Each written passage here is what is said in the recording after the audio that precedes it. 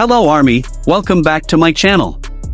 If you were watching yesterday, then you already know exactly what I'm about to talk about, and if you missed it somehow, then buckle up, because we need to talk about one of the single biggest moments of Jimin's entire career, a moment that just happened on a stage shared with some of the biggest names in the history of modern music. The FIFA World Cup final took place on Sunday, July 19th, at what's now officially being called New York, New Jersey Stadium in East Rutherford, and for the very first time in the history of this tournament, the final included an official halftime show, something the World Cup has never done before in over a century of existence. And right there, sandwiched between Madonna and Justin Bieber in the running order of performers, was Jimin, standing alongside the rest of BTS, delivering a performance that instantly became one of the most talked about moments of the entire day. Let's set the full scene here, because the context around this performance genuinely matters. This year's World Cup final brought together Argentina, the defending champions, against Spain, in what was already being billed as one of the most anticipated matchups in recent tournament history. 80,000 fans packed into the stadium, with millions more watching from home, all gathered around a match that had, up until halftime, been an incredibly tense, goalless battle between two of the most talented national teams on the planet. Both sides had spent the entire first half essentially cancelling each other out, playing tight, disciplined soccer that left the score locked at 0-0 heading into the break. And that's exactly when the entire tone of the broadcast shifted, because instead of the usual short intermission everyone's used to seeing during a World Cup match, this time, the world got its first ever official World Cup final halftime show. Now here's where things get really interesting, because this wasn't just some small musical interlude. This was an 11-minute, fully produced spectacle, curated by none other than Chris Martin of Coldplay, bringing together an absolutely stacked lineup of global music icons. Madonna opened the show. Then, right after her, came BTS, with Jimin front and center alongside RM, Jin, Suga, J-Hope, V, and Jungkook. After BTS wrapped their segment, Justin Bieber took the stage next, followed finally by Syakira, who brought out Burna Boy for a performance of their World Cup anthem. And to close the whole thing out, all four headlining acts returned to the stage together for an original song written specifically for this show by Chris Martin himself, joined by New York's own PS22 Chorus and the Muppets. So think about that running order for a second, because it's genuinely remarkable when you sit with it. Jimin, performing as part of BTS, went on immediately after Madonna, an artist whose career has spanned over 4 decades, who has already headlined the Super Bowl halftime show back in 2012, and who remains one of the most recognizable names in the entire history of popular music. And immediately following BTS's set, the stage was handed over to Justin Bieber, one of the biggest pop stars of his generation, someone whose fan base spans the entire globe and who has been a dominant chart presence for well over a decade now. Being positioned directly between these two names in the actual performance order is not a small detail. It's a genuine statement about where BTS, and Jimin as part of that group, currently stands within the broader landscape of global music. Let's talk about what BTS actually performed, because this is honestly one of the most fascinating parts of the entire story. Heading into the show, it hadn't been announced publicly exactly which song the group would be performing, and there had been plenty of speculation among fans in the days leading up to the event about what it might be.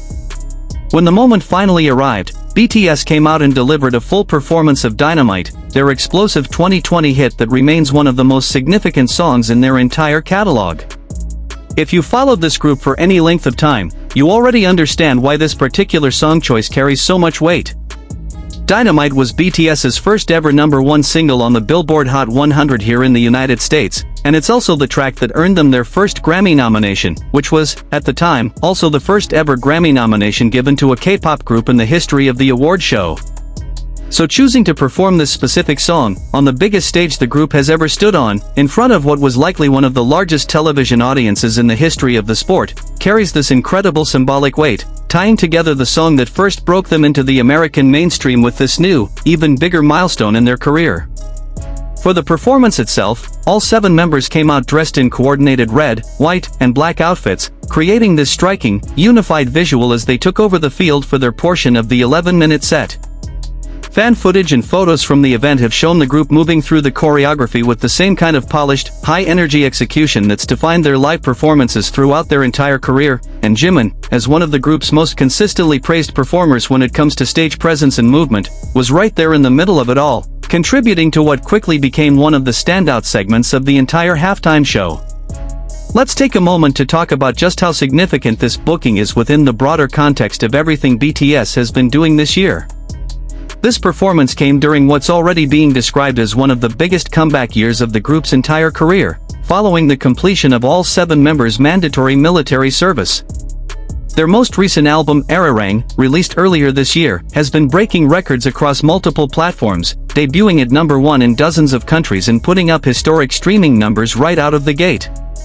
They've also been in the middle of an incredibly ambitious world tour, taking them across multiple continents and generating headline after headline along the way, from massive stadium shows in Europe to now, this genuinely unprecedented moment on the world's biggest sporting stage. And it's worth pointing out just how symbolically important it is that this entire halftime show represented the first time in FIFA World Cup history that a final has included this kind of full-scale musical production. Think about the sheer number of World Cup finals that have been played throughout the history of this tournament, dating back to the very first edition in 1930, and not a single one of them, until yesterday, had ever featured anything close to this kind of dedicated halftime entertainment segment. BTS being included as part of that very first ever lineup is a genuinely historic footnote that will be attached to this group's legacy forever, regardless of anything else that happens over the rest of their career. Let's dig a little deeper into who else was involved in this massive production, because the sheer scale of talent assembled for these 11 minutes is honestly staggering when you break it all down. Beyond Madonna, BTS, Justin Bieber, and Syakira as the 4 primary co-headliners, the show also included a performance from Nigerian superstar Burna Boy, who joined Syakira for their World Cup anthem, a song that had already been topping global charts in the lead-up to the tournament. Burna Boy himself spoke publicly about how much this moment meant to him, describing it as both a privilege and a responsibility to represent Africa on this very first ever World Cup final halftime stage. And rounding out the closing segment, Chris Martin brought his own band Coldplay into the mix as well, performing an original song called We Dance that he had written specifically for this occasion, joined by the PS22 Chorus, a beloved elementary school choir from New York, and the Muppets, adding this wonderfully unexpected, family-friendly element to the whole production. It's honestly hard to overstate just how much of a full-circle, culturally sprawling moment this entire halftime show turned out to be. You had 4 generations of pop music essentially colliding on a single stage, from Madonna's decade-spanning legacy, to Shakira's global Latin music dominance, to Justin Bieber's continued pop chart supremacy, to BTS representing the absolute peak of what K-pop has achieved on the global stage, all wrapped together with Burna Boy's Afrobeats influence, Chris Martin's alternative rock sensibilities, and even a children's choir and beloved puppet characters thrown into the closing number 4. Good measure. It's the kind of lineup that, on paper, sounds almost too ambitious to actually pull off, and yet by all accounts, it came together into a genuinely cohesive, memorable 11 minutes of entertainment. Let's talk about the reaction online, because as you'd expect with an event of this magnitude, social media absolutely exploded in the immediate aftermath of the performance. Fans and casual viewers alike flooded platforms with clips, reactions, and commentary, with plenty of good-natured jokes circulating about just how genuinely surreal the entire lineup felt when you stopped to think about it. There were viral posts marveling at the sheer randomness, in the best possible way, of watching BTS perform alongside the Muppets in the same 11-minute stretch of television. There were comparisons being drawn between Shakira's continued dominance on stages like this and pop culture's other great recurring seasonal icons. And throughout all of it, BTS's segment, with Jimin front and center alongside his bandmates, kept coming up as one of the most talked about individual performances within the broader show. Now, let's take a step back and really think about what this moment means specifically within the arc of Jimin's career up to this point.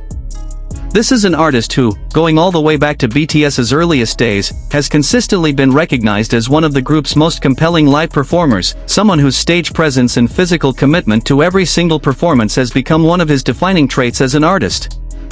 Over the years, he's built up this reputation across countless award shows, world tour stops, and television performances, but yesterday's World Cup final halftime show represents something genuinely different in scale from almost everything that's come before it. We're talking about a live television audience that FIFA itself has suggested could rival the nearly 1.5 billion people who tuned into the 2022 World Cup final, a number that dwarfs even the biggest individual stadium crowds this group has ever performed in front of throughout their career. Let's really sit with that number for a moment, because it's genuinely difficult to fully process the scale we're talking about here.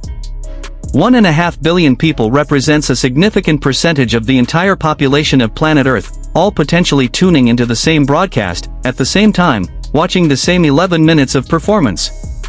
Compare that to even the biggest stadium shows from this year's Ararang World Tour, shows that have already been drawing tens of thousands of fans per night across cities like Madrid, Brussels, London, Munich, and Paris, and you start to understand just how exponentially larger this particular platform was compared to anything the group has experienced even during this already massive comeback year.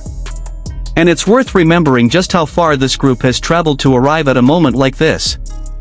BTS debuted back in 2013 as a mid-size label's rookie group, facing all of the usual uphill battles that come with trying to break into an incredibly competitive industry.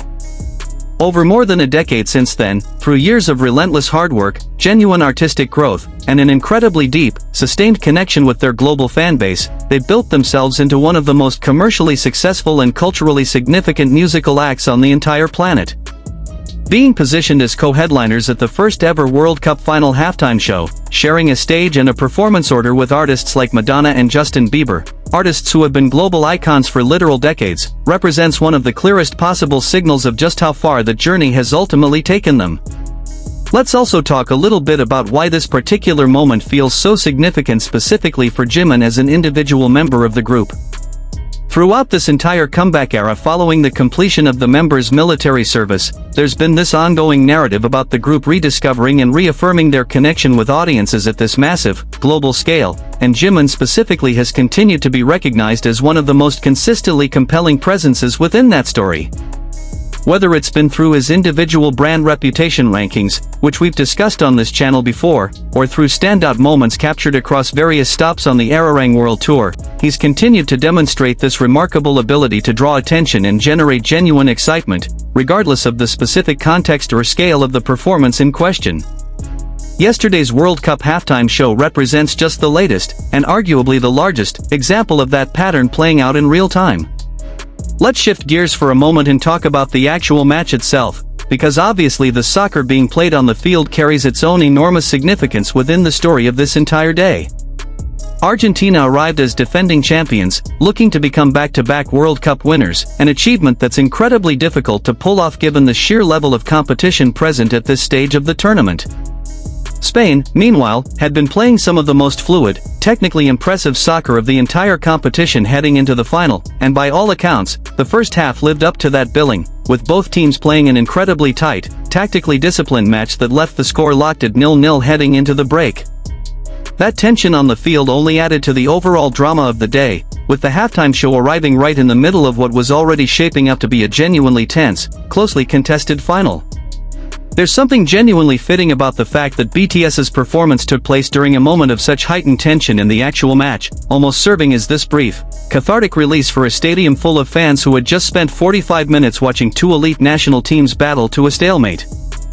And based on everything reported about the crowd's reaction throughout the halftime show, it seems like that release was very much felt and appreciated by the 80,000 people gathered inside the stadium, providing this burst of pure entertainment energy right in the middle of an otherwise incredibly tense sporting event.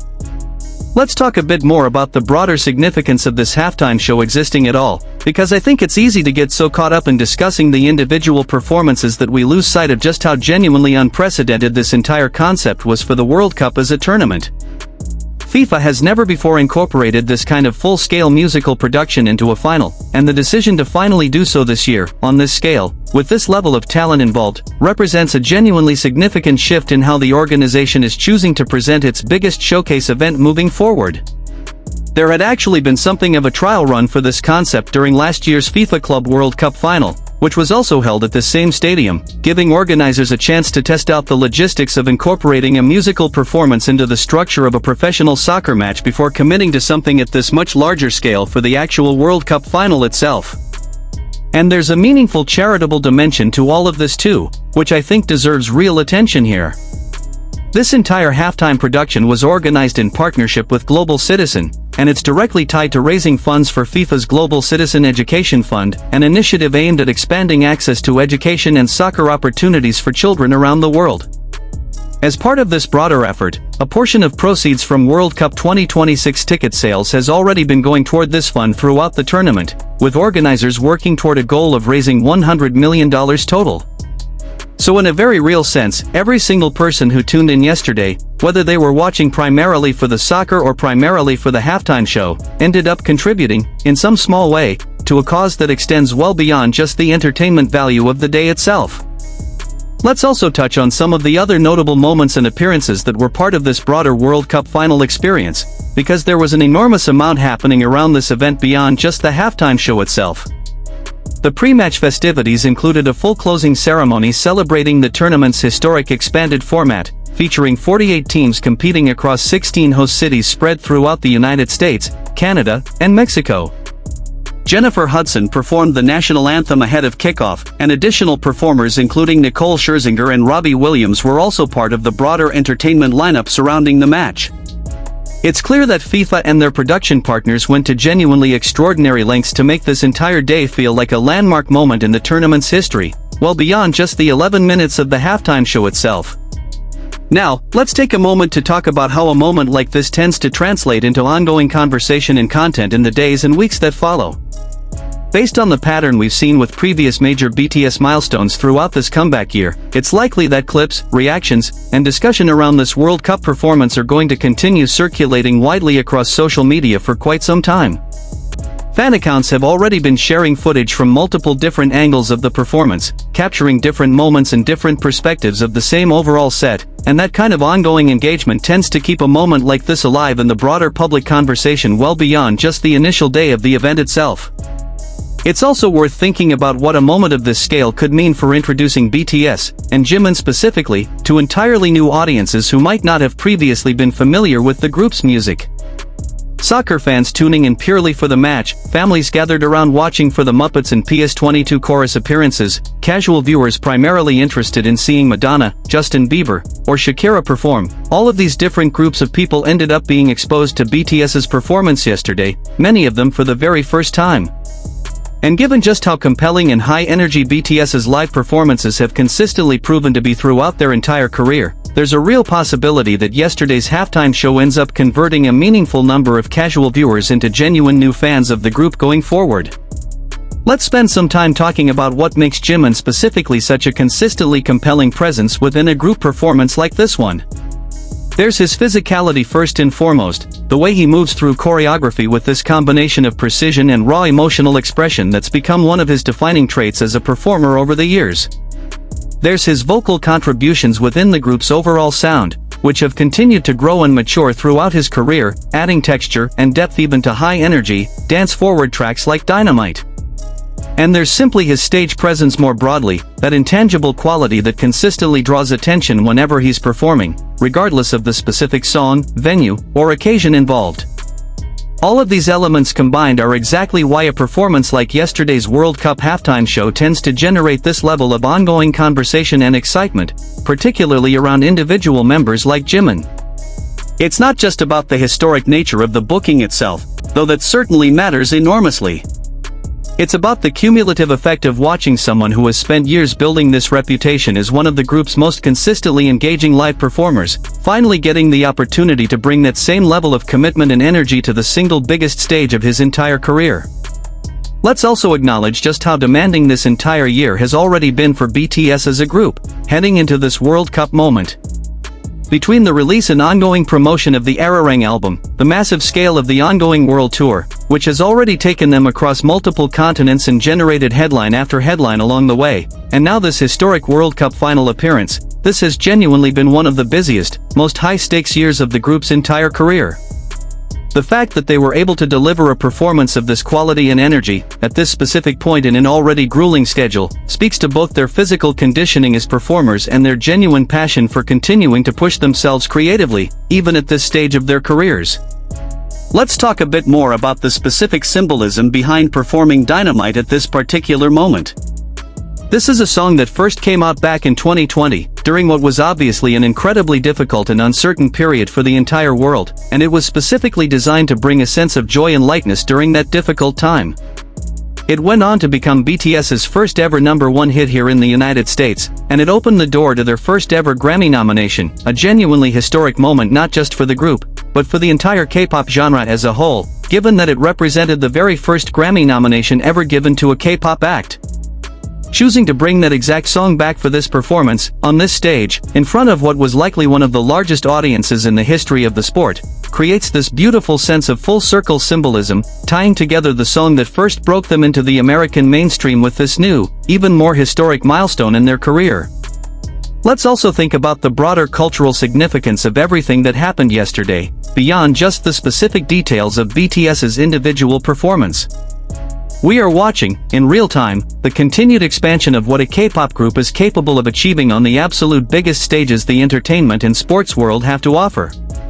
Just a few years ago, the idea of a K-pop act being positioned as a co-headliner at a World Cup final halftime show, sandwiched directly between artists like Madonna and Justin Bieber in the actual running order, would have felt like an almost unimaginable milestone for the genre. And yet, that's exactly what happened yesterday, a genuine testament to just how much the entire landscape of global music has shifted over the past several years, and how much BTS specifically has contributed to reshaping what audiences around the world consider possible for an artist or group originating from outside the traditional Western music industry. This moment also carries particular significance when you consider it alongside everything the group has collectively been through over the past several years.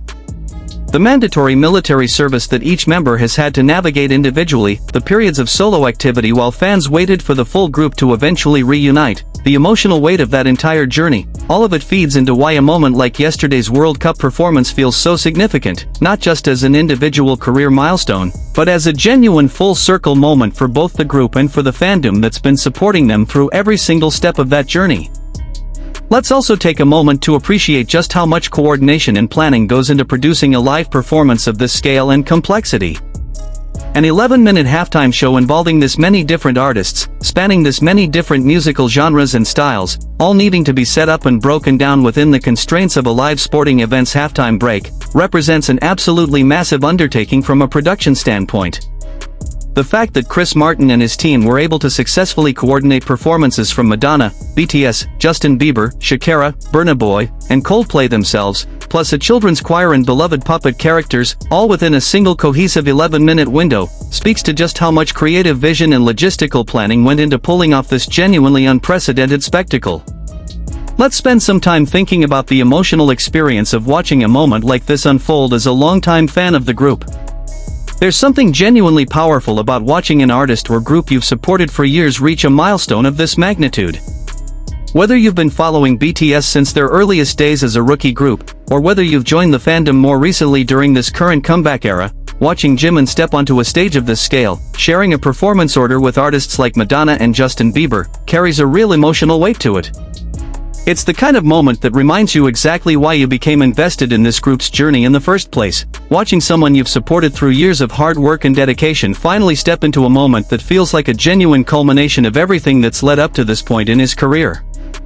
And for those of you who might be newer to following BTS, or who might have tuned into yesterday's broadcast primarily because you're a soccer fan rather than a longtime K-pop listener, I genuinely think this performance served as an incredible introduction to exactly what makes this group, and Jimin specifically, so compelling as performers. The energy, the stage presence, the sheer level of polish and professionalism that comes through in every single BTS live performance, all of that was on full display yesterday, condensed into this brief but incredibly high-stakes segment of an already historic 11-minute show. Let's also talk about what this moment might mean going forward for BTS's continued presence within mainstream American entertainment and sports culture more broadly. Booking of this magnitude tends to open doors to further opportunities down the line, whether that's additional high-profile television appearances, further collaborations with major Western artists, or continued crossover moments between the group and mainstream sports and entertainment properties here in the United States. Given how well received this performance appears to have been based on the immediate social media reaction, it wouldn't be surprising to see this World Cup moment referenced as a genuine turning point when people look back on BTS's ongoing journey toward even deeper mainstream crossover success in the years ahead. Let's also acknowledge the sheer historical weight of everything that happened yesterday, one more time, before we start wrapping things up here. This was the first ever official halftime show at a FIFA World Cup final in the history of the tournament, dating all the way back to 1930.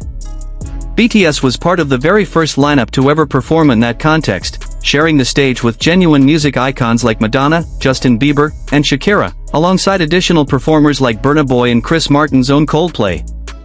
Jimin, as one of the 7 members of that group, was right there at the center of that historic moment, performing Dynamite in front of a global audience that potentially rivaled 1.5 billion viewers, a scale of exposure that few artists in any genre, at any point in music history, have ever experienced within a single 11-minute window. Before we wrap up here, I want to do one final recap of everything that happened during this genuinely historic day. The FIFA World Cup final between Argentina and Spain took place on Sunday, July 19th, at New York, New Jersey Stadium, with the match remaining scoreless heading into halftime after an incredibly tense, tightly contested first 45 minutes.